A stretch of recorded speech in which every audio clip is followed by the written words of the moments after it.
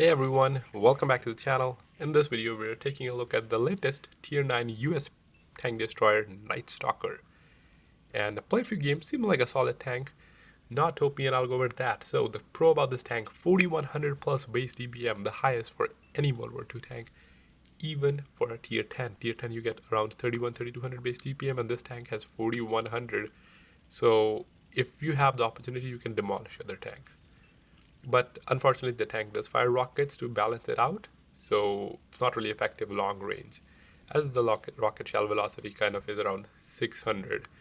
But rocket kind of gained the acceleration, so not sure if I don't think it's like 600 meter per second. It's slightly different, but what I can do tell you that they are slow. But if you're familiar with the unguided rockets, as World War II only get unguided, you you kind of aim the shots correctly, you can make it work. But can't be greedy early on. You can't hit the light tanks moving across. So let's look at the other attributes of this tank. 1900 HP, above average for a tank destroyer. 10 degrees of gun depression. It is an auto loader. Very quick reload, 2 seconds of interclip for a damage of 320. In addition to it, it is a hull locked, which means 90 degree right and left. Still not a problem. 90 degree I feel is enough. It's usually 45 that can be an issue. Speed and mobility is decent as well. You don't feel sluggish or slow. The tank also have armor. However, because the gun is not on the turret, it's actually a little lower, so it could get a little bit awkward to use at gun depression, but you can use it at times, but not like your traditional or your regular 10 degree gun depression tank, because of your where the gun placement is. It could feel a little bit awkward. So in this match, we're in Erlenberg. Before we get started with the game, let's go over the setup I'm using. So for equipment, it's pretty standard. I'm using ventilation, concealment, and optics. But for crew skill, it's a little bit different because it doesn't have standard shells. I don't need accuracy perks, and those perks have been replaced by something else. I didn't use those perks in this match, but I kind of realized it later on. But for skills I would recommend is Born Leader, Rapid Loading, Sixth Sense, Situational Awareness, Silent Driving, Camouflage Expertise, Muffled Shot, Armor Angling, and Safe Storage. So let's get started with this match. As you saw, the game just started. I do have 1600 damage and about 1000 assists to manage to pen that Skoda.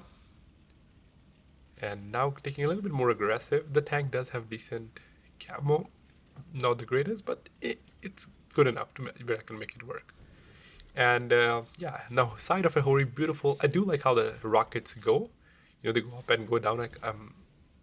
Like that animation. But as you can see, you have a lack of experience with the rocket. I missed 3 out of 6 shots. If I had aimed a little better, I would have penned for 6 out of 6. And that's where you know, your experience with the rockets comes in handy, and because of that I wasn't able to use all the effective DPM. But when the enemy is close, you can use it, but at the same time it can kind of bounce as well because of how the shells or how the rockets go up and down. So sometimes you kind of ended up blocking shots, and we'll see that what happens with me. So 2800 damage and 1900 assist. Tusk keeps spawning me. I don't want to push forward because I know Tusk will just pen me or get around me, being annoying, and because I don't have a fully rotating turret, it will be frustrating. So currently just waiting for opportunities. Maybe another TD will peek along the 0 line and I can get some shots, and then I can push forward once the opportunity presents. Tusk is still there, just peeking here. Maybe I can spot something. I do get spotted by another Death Stalker, and put a first shot into his lower plate to end up penning him. He fired as well. I took my time to dodge, bounced or track the second shot, pen the third again, and he kept just bouncing his shots off me. I think he did penning one, but because you can see the rockets coming, you can dodge. He was unfortunately got tracked and got farmed by my team, but I ended up with 3200 damage and 3k assist. Team is winning by 2 tanks, and at this point I was I was thinking about let's push forward as my team has occupied the guys over on the E9-ish area, and I can just get behind them and dump a beautiful clip. So I decided to go forward. Tusk is occupied on the right side, kind of keeping that, and that's provided me the opportunity to cross this opening safely without getting spotted, as the last thing you want is getting shot by a big TD. No one is speaking over on the mid as well, and I'm able to sneak my way through. Just have to be careful to not get spotted by the Tusk, because once you lose a little bit of health, the enemy team can also just jump you, especially when you are playing a new tank. E4 is also on the right side. But I made it to the ridge where I can use my 10 degrees of gun depression, and the targets are, since they're not really paying attention to me, I can easily just aim my shots. There is a little bit of smoke in the way, making it difficult for me, but I do see Hori put my first shot, second shot, and then the third, taking him out of the game. Beautiful and satisfying clip. Emily speaking, I guess he is not aware that I have 6 shots at a quick DPM. Do ended up hitting him twice, and then he managed to get back in cover before I could hit the third shot. Now we just have to rinse and repeat. I'm already halfway loaded, and you just don't even feel your clip loading because of the quick DPM or quick reload. Then smoke is again making it annoying for me. Put a shot into type, missed the second one, and is waiting for an opportunity here. It does seem like a little bit difficult to aim because of this smoke. Also, I just want to correct myself. I think I mentioned the yaw limit or the arc is 90 degrees left and right, but it is actually 105 on both sides, so slightly better than 90. And if you put yourself in a position where they can't get behind you, you're in like a pretty decent position because of the combination of armor, DPM, and being an autoloader. Tusk ended up penning a shot into my back. I wanted to be careful of him, as can't really pen him. He'll just move, he'll see the shell coming, and dodge the rocket. I'm waiting for my teammates to kill the tank on the left side so I can jump over on the other side of the ridge and start doing damage. Currently at 5100 damage with 3100 assist. And now I will be engaging in a close quarter battle, and you will see that the Death's Night Stalker armor can hold up, because I'm going for another Night Stalker here, and my rocket trajectory kind of ended up messing it up for me. At least that's what I feel. So he's right in front of me, going for his lower plate. Did not pen as I hit his upper plate. Again, penned upper plate, or tracks. Another bounce, and at this point I just kind of gave up.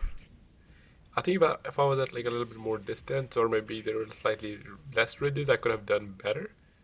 But this is something you kind of have to keep in mind, especially if the tank does have armor, and you have to aim at a particular spot, as the rocket does not go straight. So load it again, try to put a shot into the Hori, but he backed in cover. Night Stalker goes down, allowing me to move forward. Wanted to dump a clip in the M48, as probably I can pen him more reliably, but the Hori was keeping an eye on him, as well as the Tusk and E4 as well. Not to mention, even though he's not paying attention, he's kind of moving backward and forward, making it difficult for me.